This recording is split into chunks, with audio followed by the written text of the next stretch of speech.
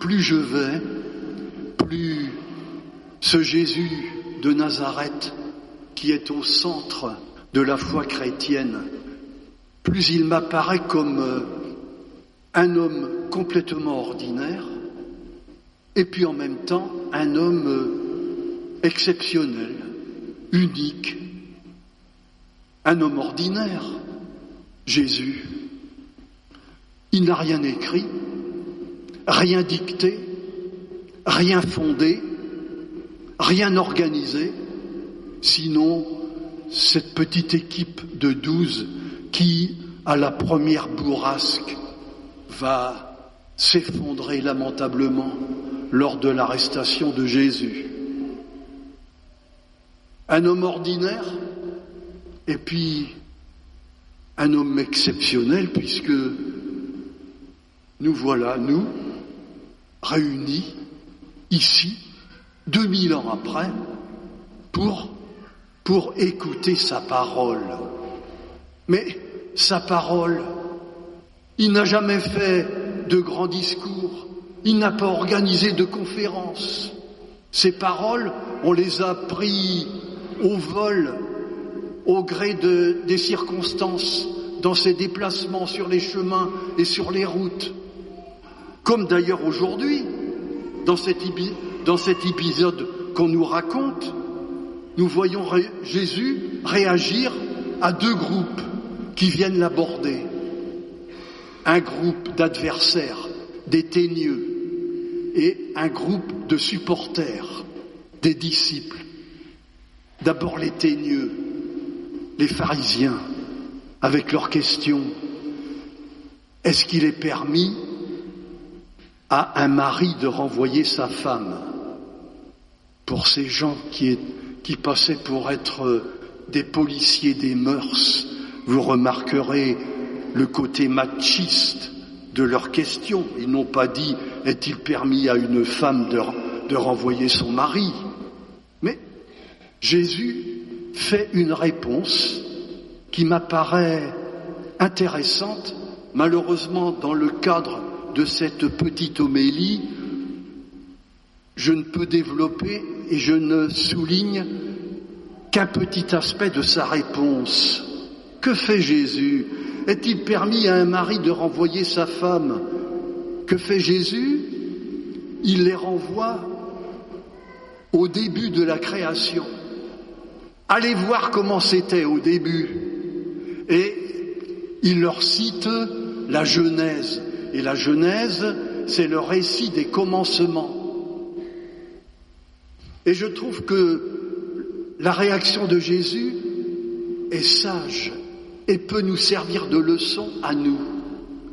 Quand nous nous trouvons devant bien des difficultés pour essayer de voir clair, essayons de prendre le temps d'aller voir comment c'était au début.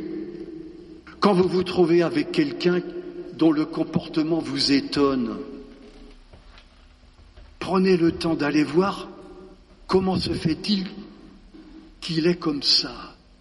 Allez voir comment c'était au début. Et ça nous évite bien des jugements tout faits, des jugements qui classent et qui cassent. Ça, c'était avec les teigneux, les pharisiens. Et puis, avec l'autre groupe, les supporters, les disciples. Et ce n'est pas plus facile. Ces disciples, croyant bien faire, se mettent à faire la police autour de Jésus. Et ils écartent vivement, dit l'Évangile, les mères de famille qui présentent leurs enfants à Jésus. Et Jésus se fâche. Jésus se met en colère, ce qui signifie que pour lui l'affaire est sérieuse. Et que dit-il? Le royaume de Dieu, il est fait pour ceux qui apprennent à devenir des enfants. J'explique ce que je comprends. Jésus ne nous invite pas à retomber en enfance, mais il nous invite à cultiver deux qualités des enfants, de tout enfant. La première qualité, un enfant a toujours besoin des autres. Il sait ça d'instinct. Parce qu'il est tout petit, il sait qu'il ne peut pas mener sa vie tout seul. Alors que nous, notre tentation, quand on est grand, c'est de faire seul, qui montre qu'on est grand. La deuxième qualité d'un enfant, c'est que il regarde toujours devant lui, il regarde l'avenir. Et il est obligé, puisque venant au monde, il n'a pas de passé. Il est obligé de regarder devant lui. Alors que nous, notre tentation, c'est de nous agripper au passé parce que l'avenir est plein d'incertitudes. Et puis pour nous, les plus anciens, parce que nous voyons que l'avenir est bordé par la mort. Et Jésus, justement, est celui qui est venu faire une brèche dans la mort et nous ouvrir, justement, l'avenir. Voilà le miel avec lequel nous pouvons faire notre nourriture pour tenir cette semaine. Ce miel fait de